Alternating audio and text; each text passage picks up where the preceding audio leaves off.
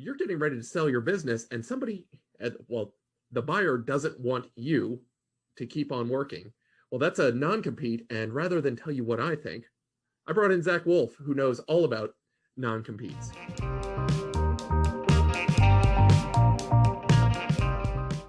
Hi, Zach. Hey, John, thanks for having me.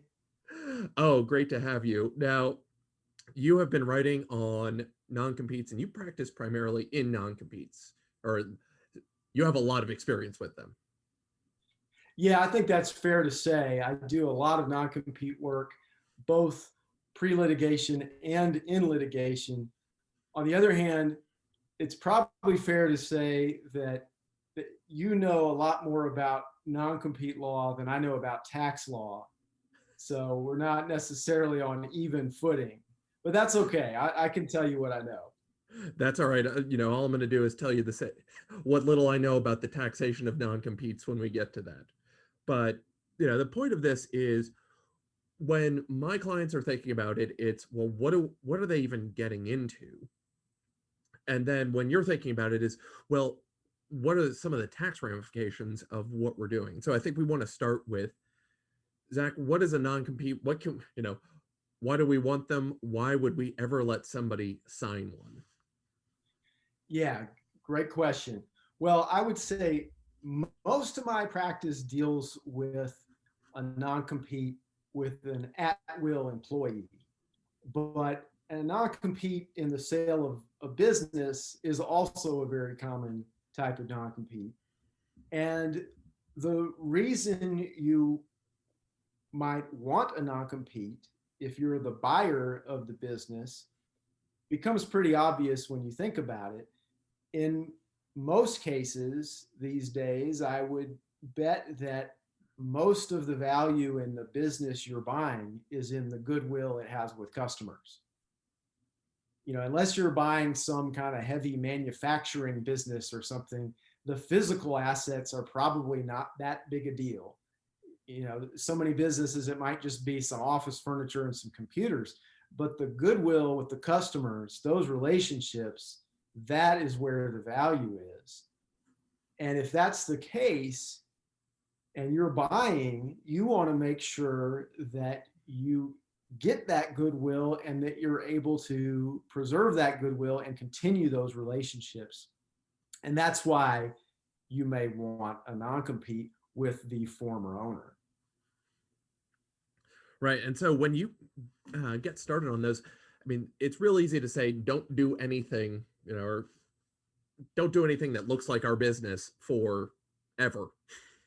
And we're going to give Right. you this amount of money. But what, kind of what's in the fat part of the bell curve on what is acceptable in terms of years and restrictions? Well, you're right that the initial thought sometimes is that if I'm buying, I want that non-compete as broad as possible. But the counterintuitive thing is that if you want to maximize the chance that a court would find the non-compete enforceable if you get into a dispute and a lawsuit later, then you really want to make the non-compete as narrow as you reasonably can so that you have the best chance of it being found enforceable. The basic requirement is that it needs to be reasonable in scope.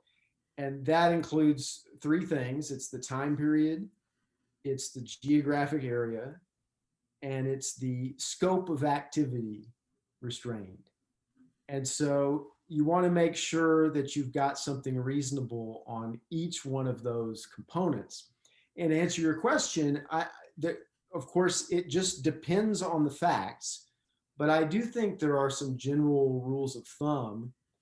I think on the time period, usually Texas courts are going to allow a little bit longer time period when you're talking about the sale of a business versus just an employer-employee relationship. So you might see time periods as long as 5 years, and sometimes those have been upheld. 5 years strikes me as a really long time. And the standard is what is reasonably necessary to protect that goodwill with the customers. I would say maybe I lean towards something closer to 3 years. And I'm thinking 3 years is very likely going to be found reasonable. And I'm also thinking if you own a business for 3 years and you haven't been able to cement the relationships with the customers in 3 years, I mean, I don't know that you ever will. I don't know if that's your experience. Yeah, if the old guy is still a threat after 3 years, what have you really been doing? Right, right. Now, geographic area is a little bit tricky because, this geographic requirement, it really originally in Texas, it came about in the 1920s. There were a bunch of cases about the ice delivery business. This is where you first see this geographic concept develop. And of course, it was because the goodwill was very much tied to a physical place. Of course, that's not necessarily true today, depending on what kind of business it is. So that one can be a little harder, but basically you want to look at where is the company doing business? Where does it have goodwill with customers? And that's probably, the general area that you want to use for your geographic limitation. And then the final thing is the scope of activity. That's probably, at least in the employee context, where people go wrong most often. So there you just want to think about, you want to define the business that is being done in a way that's not, so for example, if you, let's say you're in, the business is an oil field services company of some kind, something we would see in Houston quite often. You don't want to say that you will not compete in the oil and gas industry. That's super broad, right? If you can narrow it down, like you will not compete in the well completion industry or something more specific, then you're probably going to be better off. Got it. And so with those three, do you think you could possibly get, you want to be reasonable on all three, but could you afford, or would you allow somebody to be maybe a little more aggressive on one if they were much looser on the other? So saying being broader in scope, but 1 year and a much smaller area. That's an interesting question. Yes, I think, and there are cases that say courts should take a holistic approach to the limitations and look at how they all work together. So I think the answer generally is yes. I think the other thing to keep in mind when you bring that up is that you're not necessarily, the limitations in the agreement are not necessarily set in stone. And that's because even if there's a lawsuit later and if a judge finds that the non-compete was too broad, the Texas non-compete statute says that the court shall reform the non-compete to the extent necessary to make it reasonable. So you're not forever lost if it's too broad. There is one negative consequence of making it too broad, and that is that under the statute, you're not allowed to get damages for a breach of the non-compete that occurred before the court reformed it. So if you make it too broad, you are potentially giving up something, but it's not the end of the world. You could still get an injunction from a court to enforce it to a reasonable extent. So, Zach, if you've got a non-compete, and before we jump into litigation, what are some of the options we have before committing to a lawsuit? Well, yeah, you definitely have options. So here's the way it might play out. Let's say you buy the business, you take over, the previous owner exits, everything goes smoothly, business is humming along, but then you a few months in, you start to notice you're losing customers. And then you find out that the owner has, let's say he signed a consulting agreement with a competitor, and customers seem to be going to the competitor. So what do you do? Well, I think typically what people will do is you'll talk to a lawyer, and that lawyer will send a demand letter. This is probably what you see most often. You don't usually see someone just jump right to the lawsuit. There's at least going to be a demand letter in most cases. And, some demand letters are better than others. Some lawyers tend to get a little overheated in their rhetoric in the demand letter, trying to scare people. If I'm sending a demand letter, I look at it more as I want to use it as an opportunity to educate that other party and that other party's lawyer to say, look, hey, we reasonably drafted this non-compete. It's consistent with Texas law. Looks like you're violating it, and helping them understand that, hey, you're going to have a problem if you keep doing what you're doing. Got it. Well, before we start talking about taxes, anything else we need to make sure that we hit on in terms of background on non-competes? I think that covers the major points people should be thinking about. So why don't we go to the thing I really don't understand, which is what is the tax treatment of a non-compete, let's say, that's bargained for in a business sale? Yeah, so like you mentioned, there are two broad things to think about. One is if you're just the employee who's getting paid for the non-compete, generally, if you're the employee when you leave, you're not getting paid on the way out the door. There might be some severance package, but really you signed that non-compete on the way in, and it's almost like you've been paid every time you got a paycheck. So there's really not anything new or interesting to that payment. Why? You're getting paid as income. So that's just normal gross income, no special tax treatment, no deductions. Very sorry, here you go. But that's really the deal. The non-compete was baked in, and you were getting probably compensated for it over the length of your employment. Once you're gone, well, you earned whatever you earned. You may have that severance package, but really for the non-owner, it's all regular income. The interesting options are when you sell that business. So if you own a piece of it, there are different things that we can do with it, and it all depends on the business. Number one, well, there's that goodwill that businesses may be looking to cash in on or sell. The problem with goodwill is that it's not always, it's an intangible asset, and so the taxation of it in terms of how the buyer is going to get treated on it is different. What the buyers, and the seller as well. So what is seller looking for? Seller has two broad options: capital gains treatment, so lower taxation than regular ordinary income. Again, we're thinking about a sale that's big enough to where the person's probably at the top end of the tax brackets anyway. So if we just assume a top marginal income tax rate of 39.7%, but a top capital gains rate of 23.8%, well, the more we can slide things into capital gain treatment, that's better for us, or that's better for our seller. They actually don't want to get paid for the non-compete. Contrast this with the buyer. They've got their own tax motivations, and they're not necessarily misaligned, but they may not always see eye to eye. So the buyer wants things they can depreciate. Why? That less tax dollars paid right now because you're amortizing those costs. So if they can allocate things to hard assets, so much the better. Goodwill and non-competes generally are going to get treated as 15-year amortizable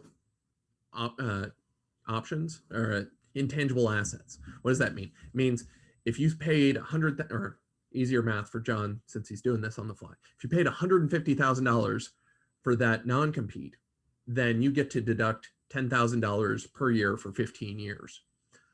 But if you bought a computer, even if it's, or a machine press or something like that, that has a 5-year depreciation schedule, and I'm, for all our accountants, I don't know what the actual depreciation schedule is for a computer or a machine press.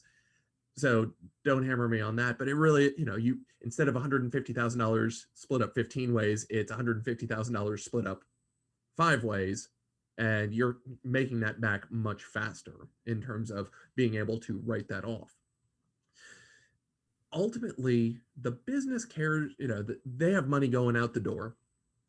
It's going to either be depreciable or for certain capital assets. They're just buying, and businesses always want to buy stock. They always want to buy the assets because they can depreciate those. The goodwill is better than nothing. It's better than just buying stock because you can't depreciate the stock necessarily. And then this, other goodwill, well, what can you do with it? The only other way around it is like an ongoing consulting agreement. And I think you've probably seen this where instead of somebody being cut a check for their business, they're brought into the fold and then just kept on payroll. And for that, it's a different kind of non-compete. You're like, literally, you're employed here. Don't work for anybody else.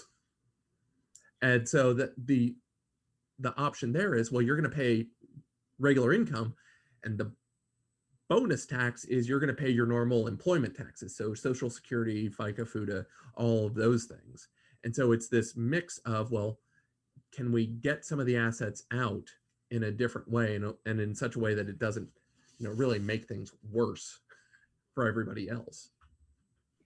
This is interesting stuff. I've got a couple questions based on what you just said. So the first one is, so if I'm representing a client selling a business and there's a non-compete in that purchase agreement, it sounds like we can allocate in the purchase agreement what portion of the purchase price is for the non-compete and think about the tax consequences of that. Now, does that mean, so the IRS is just bound by that, right? So there are two questions there. The first one, can you allocate? Absolutely. The same way that in any other purchase agreement, you can say we're for the $100,000 we're paying for the business, $10,000 goes to the computers, $5,000 goes to the desks, and $2,000 goes to the chairs. You can allocate the purchase price not only between those hard assets, but also to things like goodwill and the covenant not to compete. So step one, yes, you can do that. Now, as to the IRS being bound by it, they will hold you to your terms, which means, one, the two parties as they leave the transaction are going to have to respect what they agreed to. You're also going to have to make sure that those terms were reasonable. So if, let's just assume we paid somebody 50% of the purchase price in their non-compete. That's a lot. We're potentially getting around some taxes on that. The IRS may come back and say, was this reasonable? Because they're going to look at that like, this must have been somebody's own business, and the terms need to be in line with it. So, looking at the person who's being paid not to compete, did they have things like specialized knowledge, the relationships, like a law firm with their name on the door and they're being paid to leave their business. There are a lot of things that need to go into of, does this actually get substantiated by the terms of the deal and the actual substance of the deal? Because they don't want you to just picking your tax results because that makes better. Sure, that makes a lot of sense. So the second question you made me think of is about a consulting agreement, a post-sale consulting agreement. You do often see that where, let's say the founder and owner says, okay, I'll be a consultant for 3 years. Maybe that consulting agreement coincides with the non-compete. That might actually be a smart way to structure it. But sometimes what will happen is, that owner really isn't doing any consulting, right? That previous owner is just sitting on the beach in the Bahamas enjoying the money he made off of that sale. Does that matter? Does it matter whether that person is actually providing those consulting services? Typical lawyer answer, it's going to depend. The terms of the deal need to line up. They should still be doing something to earn that paycheck, I would, just kind of practicalities. I'd be surprised at a business that's paying for a consulting agreement and letting them truly just, check out. Now, they may have made the decision that, look, we're calling this a consulting agreement, but really we don't want Dan out on the streets competing with us. And this is just easier. This is the deal we struck with him. And he would rather have the structured payments over the next 4 years as regular income. You can structure that deal any number of ways. And the result being, well, really, they just wanted to make sure he was off the streets. And this was an easy enough way to do it. I guess Yeah, it'd well, go back to you. Yeah, I would just kick it back to you of that consulting agreement. What are the employee liability costs to the business of, do we really want somebody else on payroll? It may just be like, oh God, we're going to have a desk for him or something, have to cover him on insurance. Maybe that's it. He just wants to stay on the health insurance for 3 more years. yeah, there's a lot to think about. And one thing you made me think of was there could be an advantage to having that previous owner stay on as an employee of the company. The reason for that, from a non-compete perspective, is generally speaking, an employee has a common law duty not to compete with his employer while employed. And that's apart from any non-compete. And so if you can keep that owner as an employee for, let's say, 3 years, you don't have to get into, is that a reasonable non-compete or not, because he's still employed. So that's something to think about. Right. And I mean, maybe even you're tacking on a much shorter non-compete at the end. Maybe it's just 6 months or a year of, Bill, your glide path out of here is 3 years consulting, 1 year non-compete. And at that point, you've been paid for your stock. You've been, basically whatever happens. Of course, making sure he doesn't get fired for, goodbye. Wouldn't it be easier to not have to pay him any salary or anything else like that? You want to make sure that that's buttoned up from the employment law perspective. Yeah, I agree. And there's another issue that I thought of as you were talking about employees. You may also want to think about this. If you're buying the business, let's say the business has non-compete agreements with existing employees, and you're taking over that business. You mentioned a stock purchase sale versus an asset sale. And like you said, my understanding is usually people prefer to buy the assets, both for tax and liability reasons. But I would just caution people, be careful if you're just buying assets and the business has non-competes with existing employees, because you, buyer, don't have a contract with those employees, right? Now, there may be ways to deal with that. Maybe you set up a new entity and then you hire those employees, and then maybe you have them sign new employment agreements with non-competes. But it's just something to think about. I do see in my practice fairly often situations where there was some kind of acquisition or merger in the history of the company. And sometimes we have to look at whether the employee's non-compete that maybe she signed like 8 years ago still applies. Interesting. Yeah. So potentially, if we had an employee who wasn't subject to any sort of non-compete just when the business was sold, they're really, they have no incentive to sign anything, at least not for free.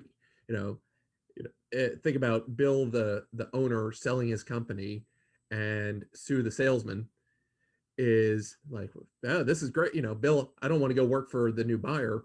I'm out of here. There's nothing they can do about that, probably, it sounds like. Yeah, I mean, it depends, but yeah, that may be that there may be nothing they can do. On the other hand, it probably comes down to, how badly does Sue need that job or not? Or does Sue feel like, hey, I've got these customer relationships, I can leave and go take them somewhere else? So Right. that plays into it too. Interesting. Yeah, I mean, there's so much going on in all of this that even with the tax, you've got a number of ways to thread the needle. In terms of your agreements, you've got a number of options, whether it's a non-compete or just a consulting agreement, or, well, that may just be it. Maybe it's those two options, but all the terms that could go in that. Zach, as we kind of shut it down, any closing thoughts? Well, I mean, just the obvious one, which is if you're in a transaction like this and these are issues, it's a much better use of your money to talk to somebody like a John Strohmeyer. It doesn't have to be you, but it could be you. Anyway, talk to a lawyer who understands these issues ahead of time. That's going to be a better use of your money than spending it on a lawyer later. Right. Yeah. Avoid the mess up front. Know what your deal is, so that if the more everybody knows what their deal is, the easier it is to get it handled up front and not waste money on us. Exactly. Awesome. Zach, thanks so much for being here. Hey, it was my pleasure. Thanks so much for watching. If you've got other questions about this, go ahead and leave a question in the comments below. Also, don't forget to like, comment, and subscribe.